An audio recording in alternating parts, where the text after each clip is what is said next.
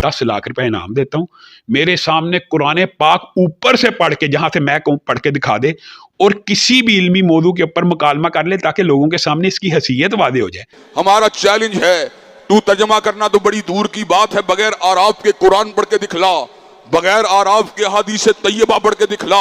ये मेरे सामने, मैं कुरान पाक का सफ़ा खोलूंगा, वो कुरान पाक का एक सफ़ा ही ऊपर से देख के पढ़ के दिखा दे। ये ऊपर से देख के कुरान दुरुस्त नहीं पढ़ता। और मैं ये बात कहता हूँ, अल्लाह के फजल करम से 10 मिनट के अंदर तुझे जमीन के ऊपर गिरा के दिखाएंगे और तेरे इल्म का पोस्टमार्टम करके दिखाएंगे। तू नाजरा कुरान पढ़ना नहीं जानता, तू नाजरा हदीस पढ़ना नहीं जानता, तू कुरान का तर्जमा करना नहीं जानता, तू हदीस का तर्जमा करना नहीं जानता, तू जिद्दी है, तू अनानियत का पुजारी है, तू घमंडी है, तुझे इल्म का उठाने का तरीका नहीं आता। 1 घंटा ऑन कैमरा मेरे सामने बैठ जाए, 10 लाख रुपया नकद इनाम भी है, और उस 1 घंटे में मैं सिर्फ इससे कुरान ऊपर से देख के सुनूंगा और अरबी की इबारात ऊपर से देख के सुनूंगा। अगर सही सुना जाएगा हम इसको सच्चा मान लेंगे। आप पर एक और भी इल्ज़ाम लगता है कि जी आप कुरानों जो सही बुखारी और सही मुस्लिम है बगैर एराब के जो नुस्खा है उसको पढ़ नहीं सकते। बस ये लास्ट क्वेश्चन है, इस पर एक बंदे ने आपको चैलेंज भी दिया। जी मैं बड़ा अच्छा, करोड़ छोड़ दे, ठीक है, इसको छोड़ दे, ये तो बातें पुरानी हो गई हैं।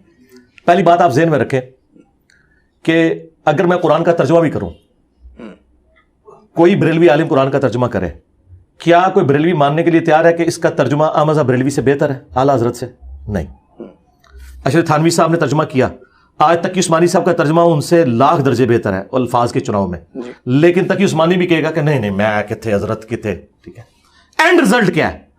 एंड रिजल्ट यह है कि आज के जो इनके बड़े उलमा है ना, ये इनके तर्जमे भी मानने के लिए तैयार नहीं है आला हजरत और रशीद थानवी के मुकाबले पे। लिहाजा एंड रिजल्ट ये हुआ कि ये तर्जुमा मानते हैं अपने बड़ों का।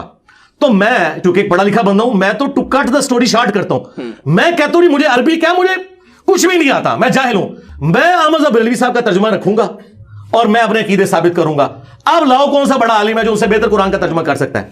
मैं बुखारी मुस्लिम का, क्या बरेलवियों का बुखारी मुस्लिम का तर्जुमा अहले हदीस ने मान लिया? अहले हदीस का बरेलवियों ने मान लिया? अगर माना होता तो ये लादा तर्जमे ना करते। इन्होंने तर्जमे किए इसलिए कि एक दूसरे के नहीं मानते। जब ये एक दूसरे के नहीं मानते, मैं करके बता भी दूं, इन्होंने मानना तो नहीं। मैं तो सोल्यूशन एंड पे मैं ये कहता हूं कि जिस फिरके का बंदा है ना हमारे पास जो आता है ना, हम उससे कहते हैं कि ये आयत ले जाओ, ये हदीस ले जाओ, तुम जाके ना अपने फिरके का तर्जुमा पढ़ लो और उसके मुताबिक अपनी इस्लाह कर लो। मैं बीच में से निकल गया, मैं तो बिल्कुल सोल्यूशन एंड पे खड़ा हूं, मैं प्रॉब्लम एंड पे नहीं खड़ा।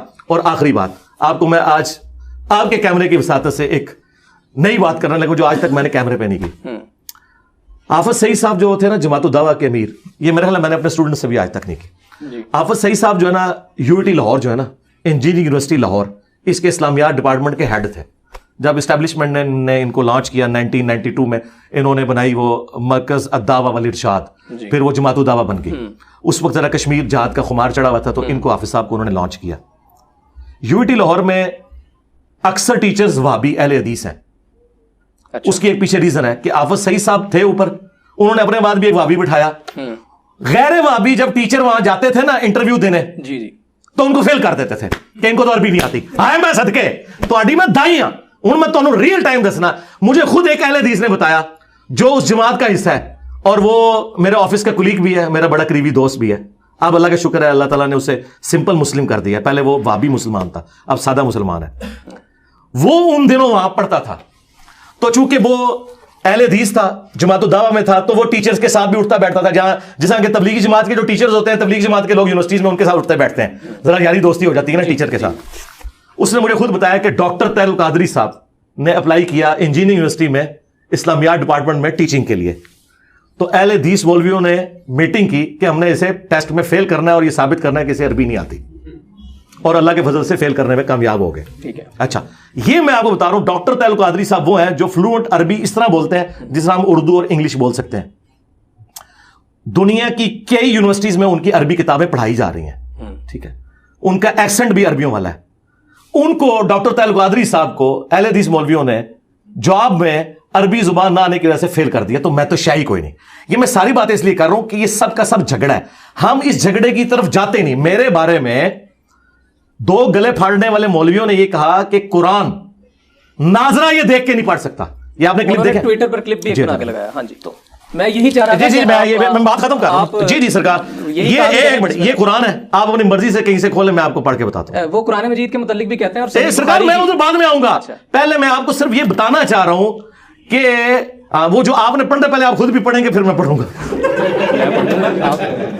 ٹھیک ہے, آپ رینڈملی کوئی صفحہ کھول دیں جی, کوئی 5-6 صفحے آگے پیچھے کریں گے نا کہ وہ پہلے نشان لگا ہوا ہے. تو میں آپ کو بتا رہا ہوں کہ جو بندہ اس لیول پہ اترا ہو کہ جو یہ بات کرے کہ اس سے نازلہ قرآن, میں بتا رہا ہوں اس کا کوئی اینڈ رزلٹ, میں اس کے باوجود کہ میں اسے پڑھ سکوں, میں اسے اپنے حق میں ہونے کی دلیل نہیں مانوں گا. اس کی وجہ یہ ہے, میں قرآن کا ترجمہ آپ جہاں سے کہیں گے نا, میں عربی بھی پڑھوں گا, ترجمہ بھی کروں گا, لیکن میرے ترجمے کو انہوں نے نہیں ماننا. اس کی وجہ یہ ہے کہ بریلوی دیوبندیوں کے ترجمے کو نہیں مانتے, دیوبندی اہل حدیث کے ترجمے کو نہیں مانتے, اہل حدیث شیعہ کے ترجمے کو نہیں مانتے. تو مجھے نہ آپ سمجھے کہ انہوں نے سنگل آؤٹ کیا, یہ آپس میں ایک دوسرے کو ایکسیپٹ نہیں کرتے, اس لیے ان چیزوں کا فائدہ کوئی نہیں ہے. اچھا کوئی بتائیں, میں آپ کو نازل والا تو ایک سوال آپ کا حل کر دوں اگر آپ کی خواہش ہے تو میں بتا دوں. وَيُنذِرُ الَّذِينَ قَالُوا اتَّخَذَ اللَّهُ وَلَدًا. ہاں اچھا یار, یہ تو آپ نے مشہور آیات نکال دی ہے نا, وہ کہہ دیں گے یار یہ تو سورہ کاف ہے, یہ تو جمعے کا وظیفہ ہے, تو یہ اگر پڑھے گا تو یہ پڑھتا ہوگا اس لیے آتا ہو. کوئی اور صفحہ نکالو یار, کوئی ایک روٹین سے ہٹ کے صورت نکالو نا. یہ تو میں نے پڑھ دیا تو ویسے ہی میرے متھے لگ جانی ہے کہ اس کو پہلے ہی آتی ہے. کوئی روٹین سے ہٹ کے کوئی ایسی صورت ہو جو وظائف میں نہ آتی ہو. یہ کون سی صورت ہے؟ سورۃ احزاب نکال لی ہے. ہاں ٹھیک ہے, یہ سورہ احزاب ٹھیک ہے نہیں, لیکن سورہ احزاب معروف ہے, لیکن یہ وظائف میں نہیں آتی. میں اپنے لیے کہہ رہا تھا, آپ کے لیے نہیں. یعنی میں سورۃ الکاف کہیں گے, وہ کہیں گے سورۃ الکاف تو جمعے کا وظیفہ یہ پڑھتا ہوگا تو زبان پہ چڑھ گئی ہوگی. اب سورۃ الاحزاب وہ سورت ہے جو کسی وظیفے میں نہیں آتی. اس کے بارے میں کوئی حدیث بھی نہیں ہے اس حوالے سے کہ آپ جمعے والے دن پڑھ لیں یا روزانہ رات کو سونے سے پہلے پڑھ لیں, یہ اس طرح نہیں ہے. آپ رینڈملی اس کا کوئی صفحہ کھولیں, میں وہاں سے پڑھنا شروع کر دیتا ہوں. یہاں سے رکوع سے شروع کر, کون سے رکوع سے؟ یا ایھا الذین آمنوا اذکروا نعمت اللہ. میں ساتھ ترجمہ بھی کرتا جاؤں گا, لیکن فائدہ کوئی نہیں نا, پھر وہ ماننا تو انہوں نے ہے ہی نہیں. کروڑ روپے جیتے سر, میں تو نہیں بڑی خوشی ہو گیا. پہلی بات بات پتہ کیا ہے یار, وہ جن لوگوں کی آپ بات کر رہے ہیں وہ تو انسانیت سے گھرے ہوئے لوگ ہیں. تو بس میرے تو خیال تھا کہ آپ کو ان کے بارے میں یہاں ڈسکشن بھی نہیں کرنی چاہیے تھی. ہمارے دل دکھے ہوئے ہیں, اتنی جو انسانیت کی تذلیل کے لیول کے اوپر لوگ ہیں. مجھے تو اینڈ ٹائم پہ انہوں نے بتایا کہ یہ بندہ وہ ہے جو اس سے انٹرویو کر کے آیا, کہ میں نے کہا یار اس سے تو مجھے اس پہ تو افسوس نہیں, مجھے تو افسوس انٹرویو کرنے والے پہ ہے کہ کس طرح کے غلیظ لوگوں کے پاس آپ جا کے انٹرویو کرتے ہیں. ٹھیک ہے, علماء موجود ہیں. اور میرے بھائی بات یہ نہیں ہے, بات یہ کہ آپ علماء کے پاس جائیں نا. جس بندے کی, کیا میں آپ کی والدہ کو اس بندے کی زبان سناؤں اور کہوں کہ آپ کا بیٹا اس کے پاس جا کے انٹرویو کرتا ہے, تو کہ یار کہ میری تربیت یہ نکلی ہے, تو یہ آپ سمجھیں. عالم کے تشدد کے حوالے سے میں گیا تھا, میں علماء کے بھی انٹرویو کیے ہیں, میں نے بات پتہ کیا ہے وہ چھوڑ دیں, وہ ایک علیحدہ بات ہے, لیکن میں بتا رہا ہوں کہ پھر ان کی وہ بات ادھر ہی دفن کر دیں, میں نے تو کوئی لینا دینا ہی نہیں. اعوذ باللہ من الشیطان الرجیم, بسم اللہ الرحمن الرحیم.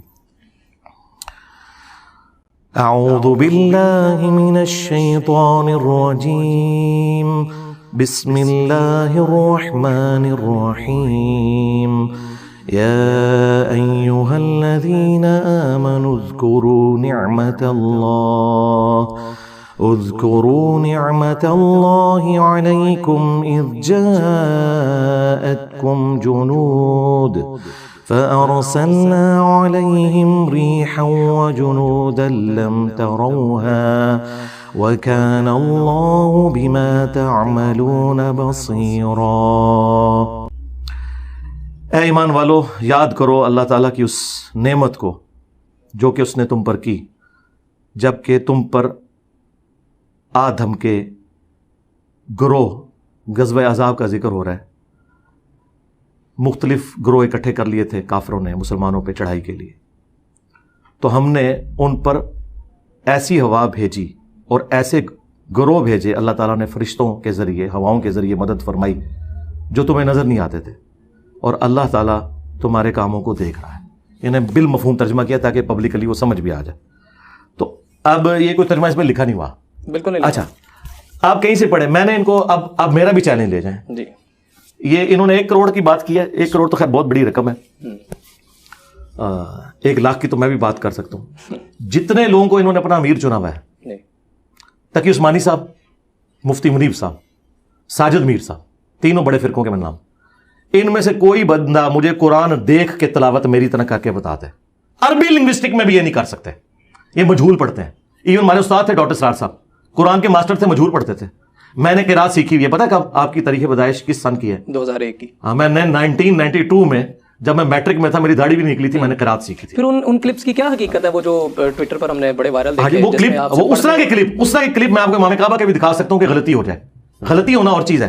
قرآن پڑھتے ہوئے زبر زیر پڑی جائے, زیر زبر پڑی جائے, یہ غلطی ہو جائے. اٹک بھی جاتا ہے بندہ, کیوں نہیں اٹکتا یار؟ نبی علیہ السلام تو ابو داؤد میں آئے کہ آیت ہی بھول گئے تھے, صحابی نے بعد میں کہا یار پھر بات وہی ہے نا, غلطی تو کسی سے بھی ہو سکتی ہے, اٹکنا.